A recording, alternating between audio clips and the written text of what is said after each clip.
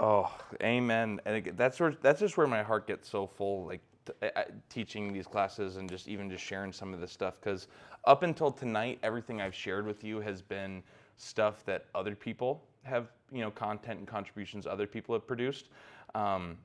These next two classes, the don't look at it yet. There's a reason for it.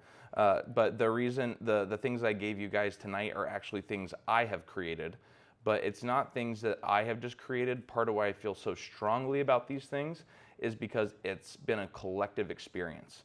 Me knowing a lot of traumatized people, the thing that you're actually going to look at tonight it took way more than 20 minutes to actually get the document prepared, but conceptually and ideologically, I know traumatized people. Did I tell you guys the story about my therapist, anxiety, elephant? Okay. So when I first went to therapy, I remember saying, she was asking me about my overall mental health. And I said, well, my wife's the anxious one. I'm not. Yeah, okay, yeah. And I said, well, yeah, it's every day my world can fall apart. Yeah, I remember that. It's the exact opposite with this, where it feels like, and for those of you who have experienced trauma, I feel like, especially with the scales, you're going to be like, yes, that's exactly what each step of growth looks like. Thank you for communicating this, because for me, it's been a very weird experience. It's been almost the exact opposite. It's like, wait, people didn't know this? And so as I've chatted with my other traumatized friends, one of my best friends with this, we just put this together in 20 minutes, each step, each stage. And then I've talked with other people, shared it, and just hearing what you guys are saying, that's why I do this. Because it's like, if for you to hear someone say, oh yeah, I don't remember things, and then for a red flag to go up, that's the whole reason why I do this. So that makes me so happy. So let's get into it, because this is going to be probably, this one and next week are probably going to be my most excitable weeks. So if I need to calm down, just do this, all right? So growth happens one step at a time. 5 foundational truths. You're a spire person: spiritual, physical, intellectual, relational, and emotional.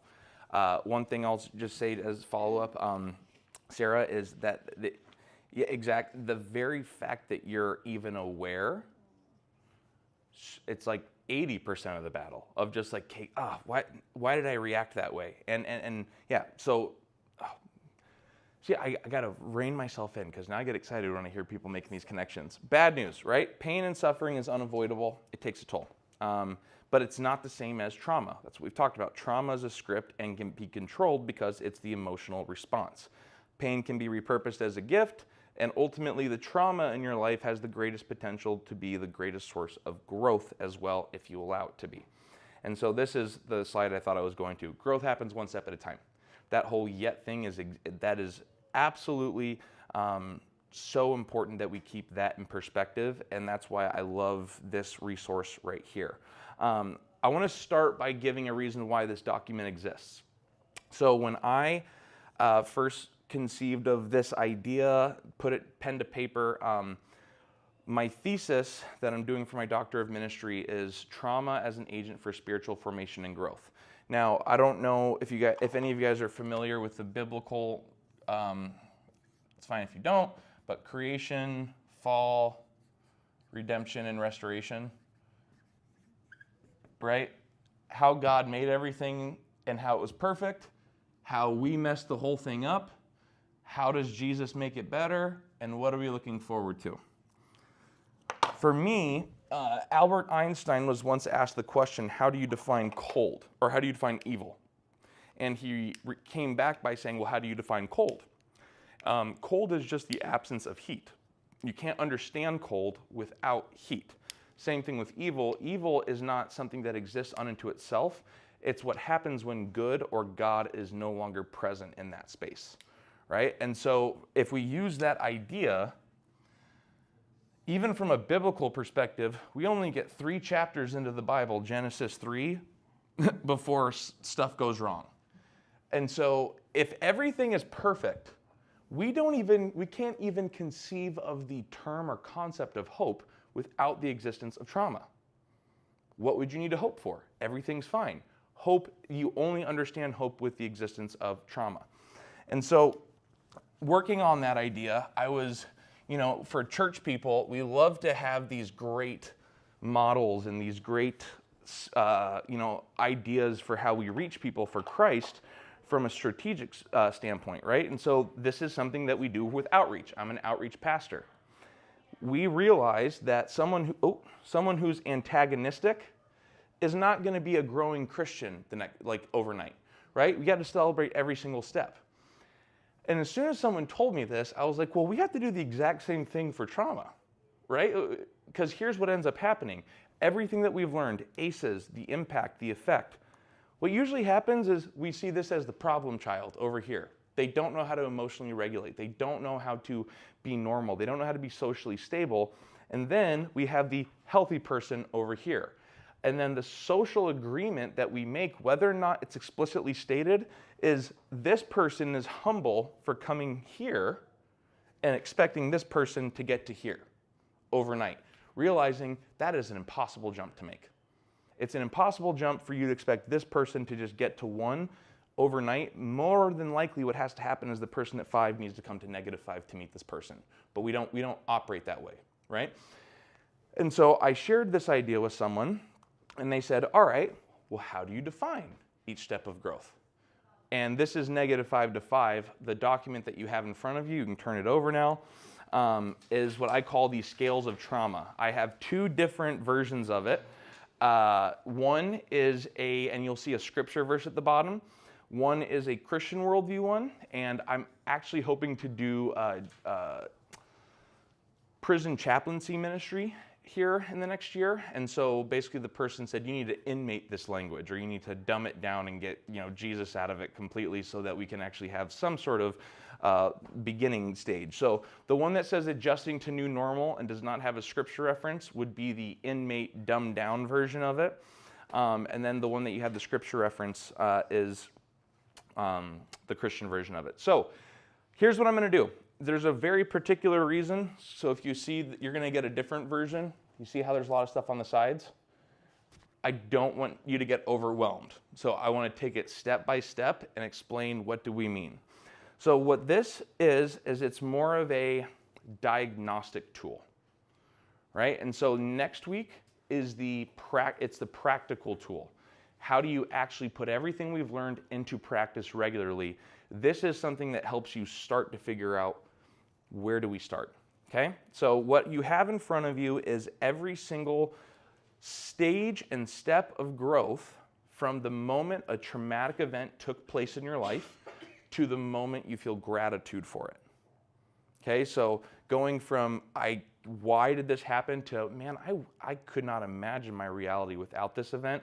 What does each stage look like? So what we're going to do is we're going to go through each stage, all right? So -10 through -8. -10, the traumatic event just happened, or there is active and ongoing repression. So Crystal, I'm happy that you mentioned something like that, because it's important that we realize that's the worst stage of trauma to be in. Either it just happened or we don't remember that it happened, right? So that's the worst possible stage you can be. The next stage, and I'm going to use a lot of my own personal anecdote, because the 2 stories that I think of as I built this with my friend was my dad being murdered and my daughter coming really early, 11 weeks early, while we were on vacation in Florida. That was a traumatic event, to say the least. And what happened when my daughter was born is you go to survival, fight or flight, overcompensate or isolate, right? So for my wife, she isolated. She stayed in the NICU every single day. Don't talk to me, don't reach out to me. I've got my daughter and me, and that's it.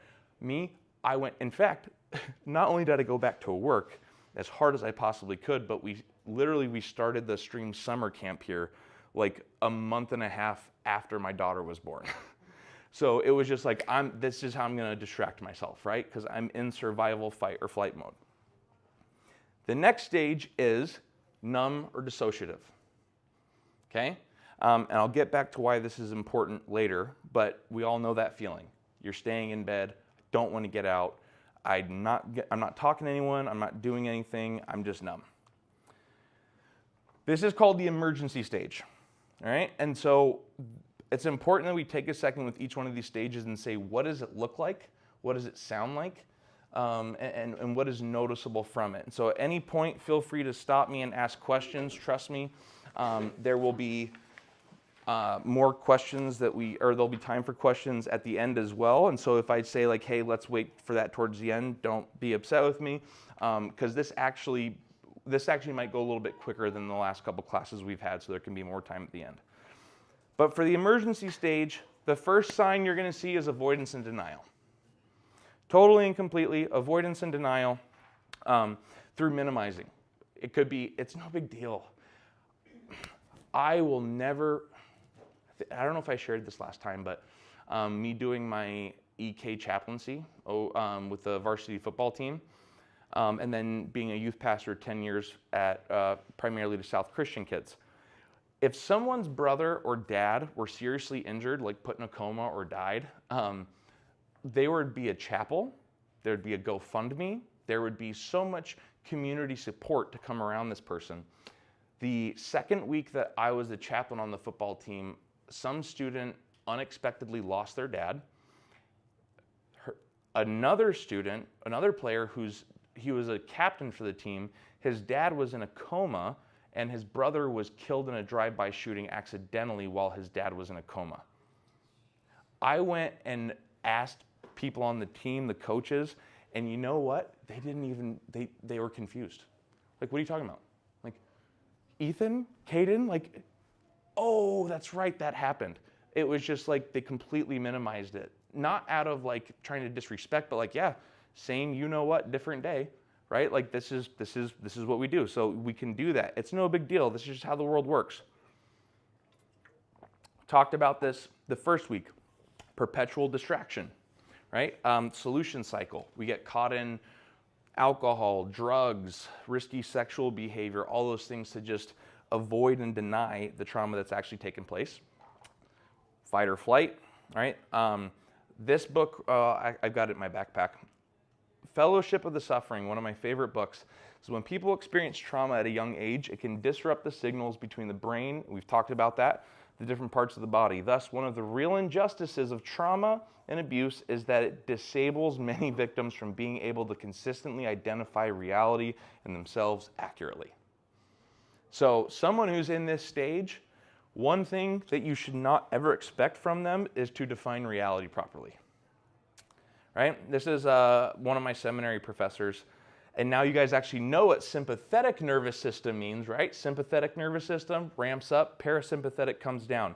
You can't try and reason with someone whose nervous system is stuck in a sympathetically activated fight mode, because in this mode, it's impossible to even connect to the issue or to even be curious about the solution.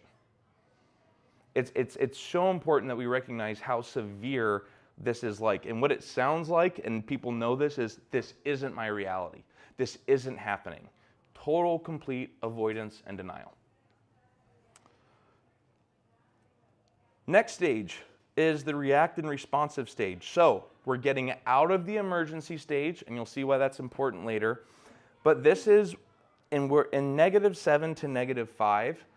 Here's where this, I'll come back to it.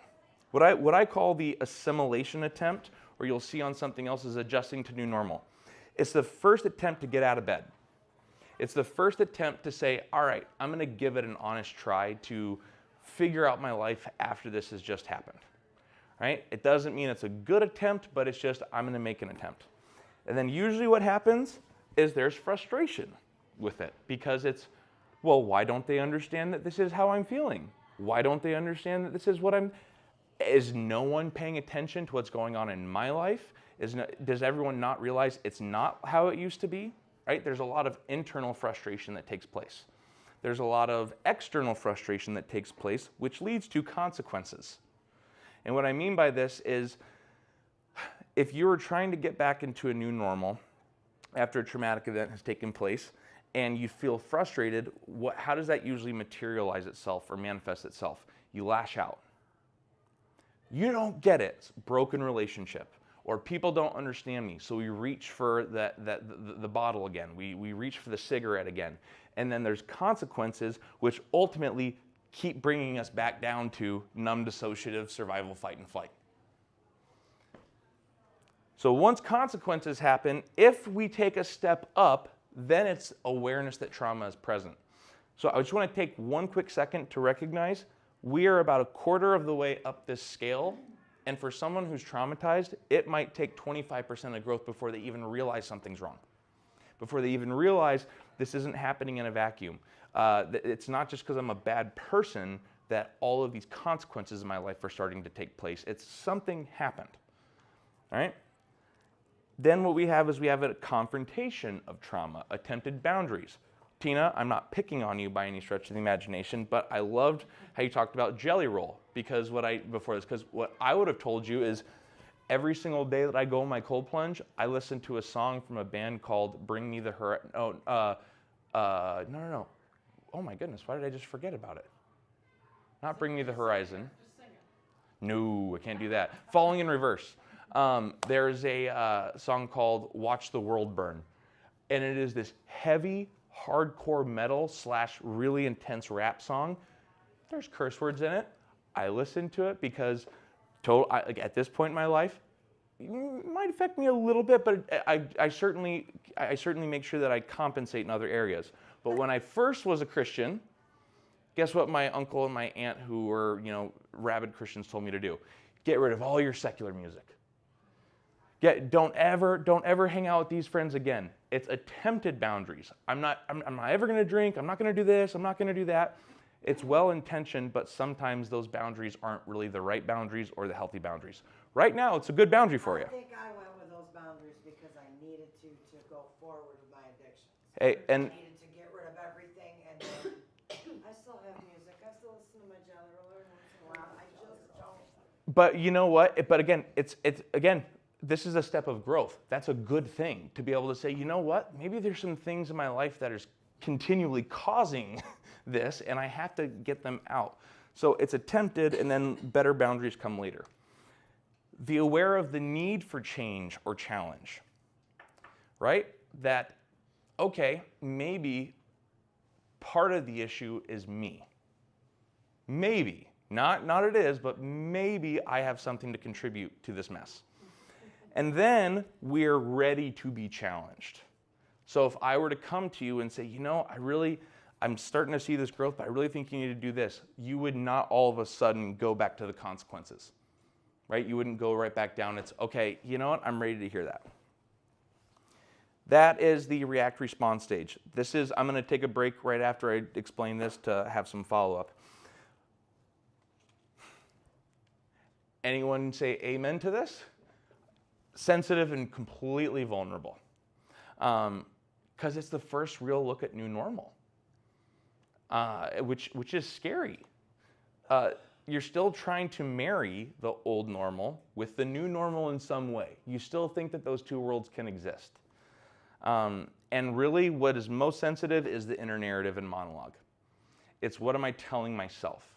What am I convincing myself of?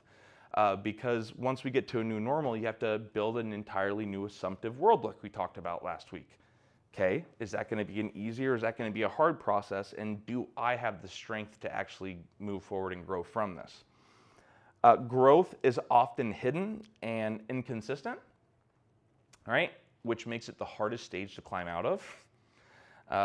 In fact, I would say -7 to -5 is where most people who have never grown out of their trauma live consistently. They can sit, because what ends up happening is as soon as they experience a consequence, rather than trying to take the next step up to say, okay, maybe something is fueling this behavior, it's nope, screw them, I'm a victim, and we go back down to -10. Because what these people just did, in my response, traumatized me again, so I got to start right back from zero. So most people live right there in that -7 to -5, which looks like risky, unwise behavior, lifestyle choices as a coping mechanism, and I can't remember, I think it was, Sarah, you said this, heightened awareness of willfully choosing the solution cycle. So it's like, now that I know about this, it's really hard for me to not be aware of it, but sometimes that can actually fuel more frustration. Why can't I grow out of this, right? And so this is, I think, the most sensitive and vulnerable stage by far. Poor mental and physical health, right? What it looks like We talked about this last week, how post-traumatic growth usually precedes improvements in health-related behaviors. So you got to get better internally before you see it externally. So what this usually looks like is anxiety, depression, PTSD, rapid weight gain or loss, overall weakened immune system, sleep disruptions. People who have just gone through a traumatic event, a lot of the times as they're growing out of it, it's not uncommon for them to develop sleep apnea or insomnia. One of the two extreme ends of the pole there. But then, yeah, there's poor social stability and or awareness. Talked about this of what's the worst type of suffering, right? It's my suffering.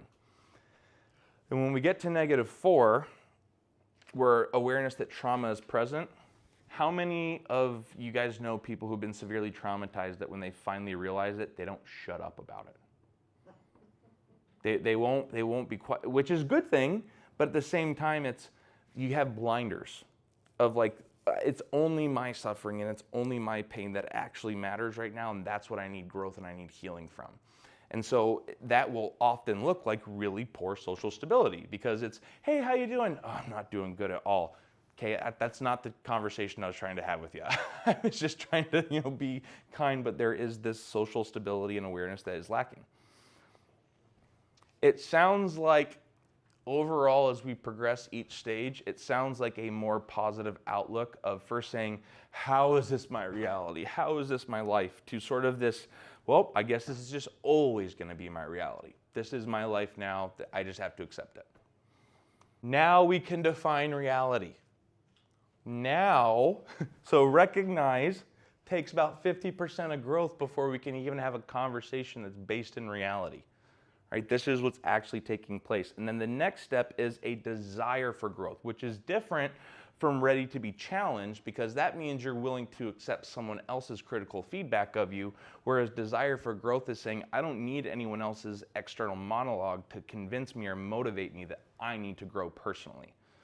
But it has to start with the desire. The next stage of growth is the commitment and plan for growth. Right? So I'm going to write it down. I'm really going to commit to it. And then there's the first actionable step. I'll come back to this. But first actionable step. Next step is consistent behavioral change. This is so important. Then public recognition of changed behavior. Someone else saying, I see this in you. I'm seeing this. Over time, you're a different person now. That is so, and we've talked about post-traumatic growth, how it's not just important for someone to be able to tell their story, but for someone to be able to hear it and actually affirm it. You're growing, right? That is a huge step. Then there's positive experience, negative memory. When I married my wife when I was 21, my dad had died 2 years before, and what this is, oh, wedding is one of the greatest days of my life. Was the greatest day of my life at that point. I wish my dad was here. Right? Like it was good. It could be better. So it's a positive experience, but overall there's some negative memory in the background. And then we have active boundary setting.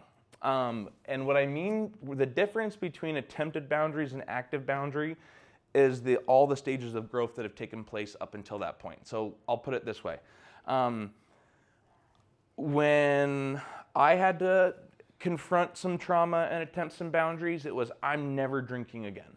Because my mom and my dad died because of a bar fight, and my mom is currently in 13-month intensive rehab for alcohol, right? And so I'm never doing this again.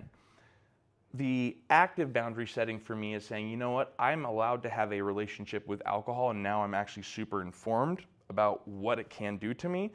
But as long as my mom has an active, ongoing relationship with alcohol, I cannot have an ongoing, active relationship with her because it brings me down. It keeps bringing me down to a place I don't want to be, and so it's like, hey, if I want to eventually get better, I have to be able to say, this can't exist anymore. I think that is the reason why this is at +7 before the next stage, is because this is the hardest thing, I think.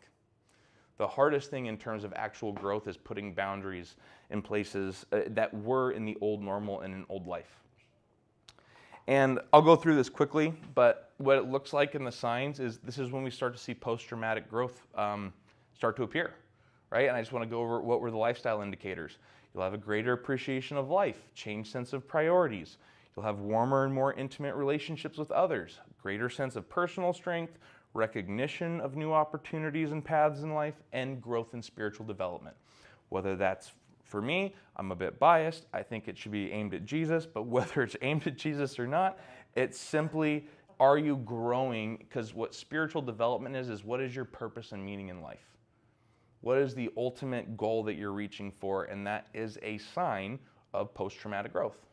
I have a question. What is if a person is struggling, but the person knows Jesus and have faith, and then that person believes, well, if I truly know Jesus and have a relationship, why do I feel that way? I know that he is powerful. I know this. I know he can help me. I know he can open the Red Sea, but I still struggling. Is there, because probably my faith is not real, probably my faith is not there. How do you conciliate those two? I'll give you the short answer to directly say, anyone that would say my faith is not real, no. Not true. That's not what's happening. My unfortunate answer is wait till next week, because that's what we'll talk about next week. Because the tool that I have to share with you guys next week, its climax, its most important moment is in that thing you just talked about, is what does God have to say about this situation in a way that I'm taking the least charitable and the meanest version of God responding to me, and then what does God actually have to say about this? And so what's really important is we let emotional honesty come in conflict with challenging truths. The problem is, I think a lot of the time people live in just emotional honesty and don't allow challenging truths to come and confront them. I know what that means. I will tell you, I promise that's the whole point of next week. So come back. Yeah, hey, that's kind of my point, right? And then the behavioral changes in the reflection stage, you'll start to see them become more extroverted, more open.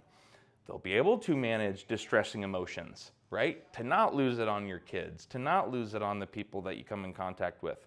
You'll be able to craft and share your narrative. You'll be able to feel supported. You'll be able to think more clear. You'll be able to be persistent in thinking more clearly. Again, being able to stop the negative ruminating narrative of, well, of course my husband's cheating on me because he's this and that, blah, blah, blah. It's like, well, maybe he just forgot to take the trash out. My wife's not actively against me. Maybe she just had a very usual emotional response to something frustrating I did, and I didn't like how she responded to me, right? Being able to actually take a step back and say, the world's not against me. Again, being able to talk to someone consistently, and then overall wisdom of life. Sometimes this is just how things go. And Janine, I'm not picking on you. In fact, I'm complimenting you. The reason why I'm so appreciative of Janine and just her story, and I'm not telling you to share anything, is there's a lot of wisdom. You shared in the 1 hour conversation we had when I interviewed you at church, tons of wisdom that comes with post-traumatic growth, of being able to look at life through a different lens and say, yeah, this is a bad day, it's not a bad life. Like that music video I shared last time. Here's where it's so important.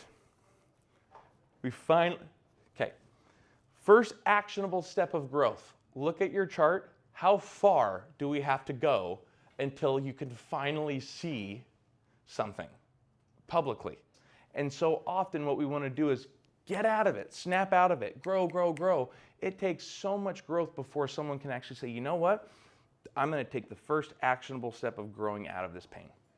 And again, defining reality. So often we expect people to live in reality, and then we get frustrated with them, and that's what causes their frustrations with their own new normal or assimilation. And then it sounds like, and this is where it gets better, right? It sounds like a more optimistic, is this always going to be my reality? Like, is this really my life? Versus, well, I guess it will be. I feel like there could be something different. Is this really what it's always going to be like? Or it's going to be sort of this, not nihilistic, but just sort of accepting, like, I guess this is just my future. I guess this is my reality. I guess this is my fate. That's okay with me. It's just, I wish it were different. I wish my dad were still here, but this is my reality now, right? And then we get to the repair stage. Positive memory loss. So, no joke, 3 months ago, is it the 9th?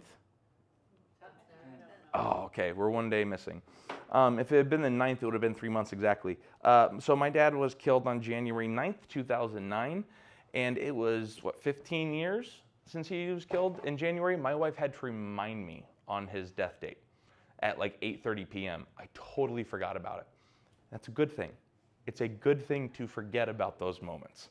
And so and I didn't feel guilty about it. It was like, okay, enough time has passed where this does not have to rule my own narrative development, my own storytelling to myself.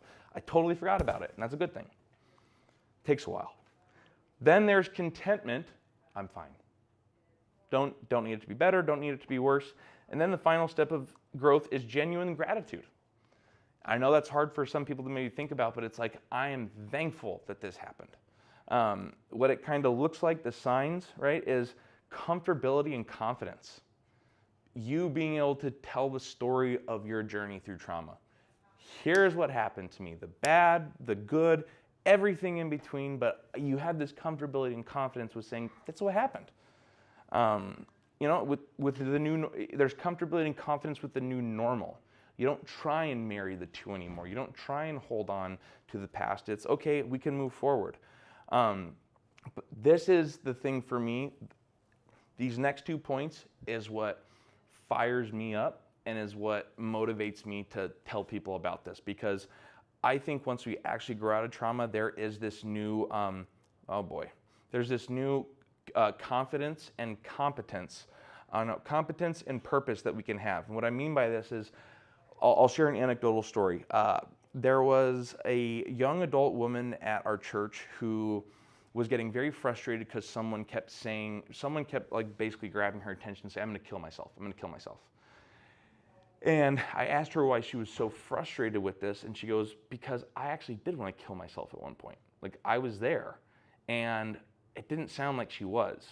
I was like, okay, let's talk about it. And so I want to be very careful in that you guys have heard my heart and like how I operate, and I'm a weird, quirky dude anyway. But one of the pieces of advice I gave to her, and I've actually used this with people that I know for a fact it'll work with.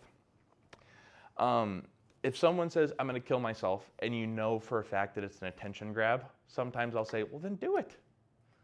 Like, well, no. I'm like, okay, then stop telling me you're going to do it. I knew that, but when you know people are actually there, you don't ever say that. And you don't ever give that as a suggestion. But what I said to her was, all right, I want you to be able to trust your gut, because I've never been in a position where I actually was going to pull the trigger or I was actually going to say, I'm going to end my life. I've had ideations of it when I was younger, but never actually did it. So I got to tell you, through all the stuff I have been through, I don't know what it's like to be at that point.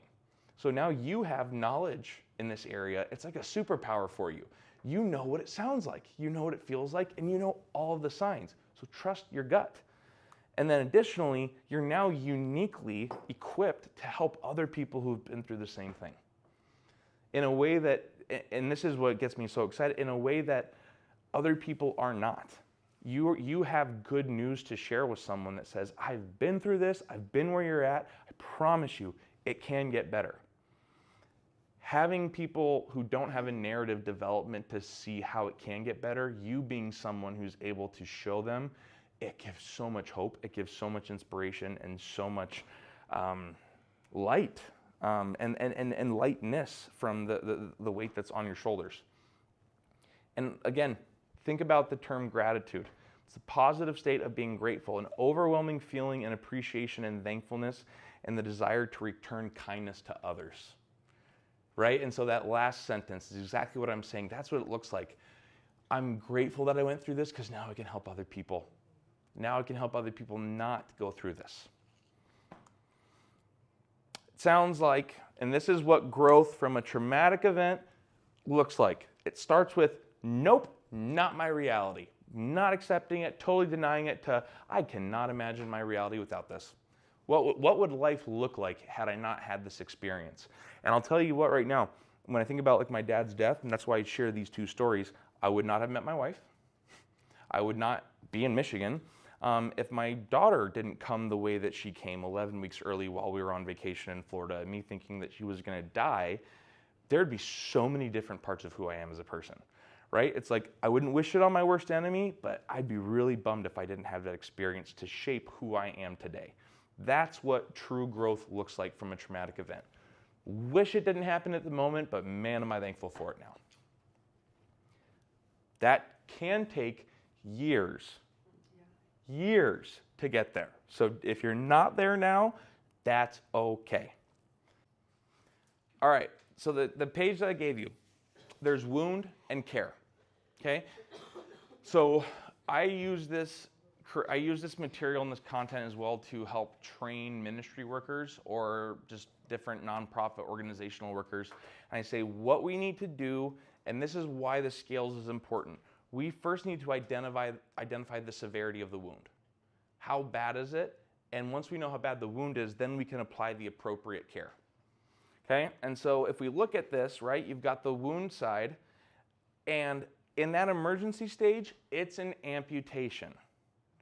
You just lost a limb, you're bleeding out, right? And then when we get into the react responsive stage, it's a deep wound, might be a laceration, but it's not something that's life-threatening, but it's noticeable when you see it. You're like, ooh, what happened to your eye? You know, it's one of those things where it's like something bad happened to you, I just don't know exactly what it was. When we get into the reflection stage, it's not something that can be seen per se, like as noticeable, but it is a scab. It's a light wound. It's even as you look at my fingers, like you can see, you know, I'm a picker, I'm a biter, and so I've got scabs and light wounds, but there are definitely times when I do a little bit more damage where you can see a lot more, right? And I love the transition from scab and light wound to scar because it reminds me of my wife. When we first got married, you'll see why. When we first got married, she had a really aggressive thyroid cancer scar. Like real aggressive one, real bright, and she was so insecure about it in our engagement photos, in our wedding photos, and she was trying to find someone to like say like, hey, you need to, you know, make sure that, or we need to touch this up. And I was like, are you freaking kidding me? Like, no, like that's who you are. That's why, like, I knew you when you had cancer. Like, I chose you even though you had cancer. So please keep that on. But what's so cool, and someone just brought this to my attention, you can't notice my wife's scar anymore. You want to know something about scars? You know when a wound's finally healed? Is when the scar matches your skin tone.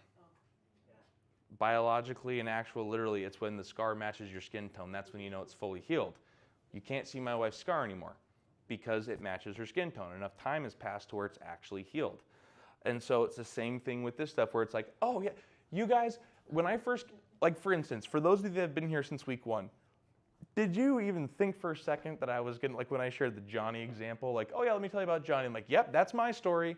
Like, no, because you can see it in different ways. Like I talk too much and I'm eccentric and I'm a little crazy, but outside of that, you don't see me, like I can talk about it very openly and confidently because they're scars for me now. They're not deep wounds, they're not lacerations, they're not anything like that.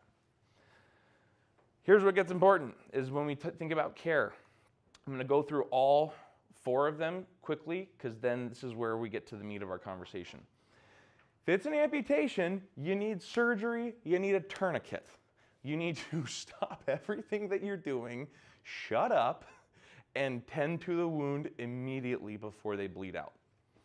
But in a deep wound, and remember, where this is super important is when you're dealing with people like this, if you know they're at -10, -9, or -8, as soon as they get to -7, it's like waking up from surgery after you've just been knocked out. You don't want to tell them to do jumping jacks. It's like, oh, are you okay? You okay? Okay.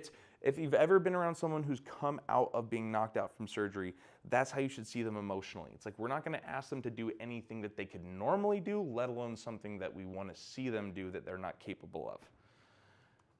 But the next sort of care is gauze and stitches, right? It's not as serious, but still it requires a lot of care. You need to make sure that, you know, there's not going to be infection, there's not going to be things that come later in the future.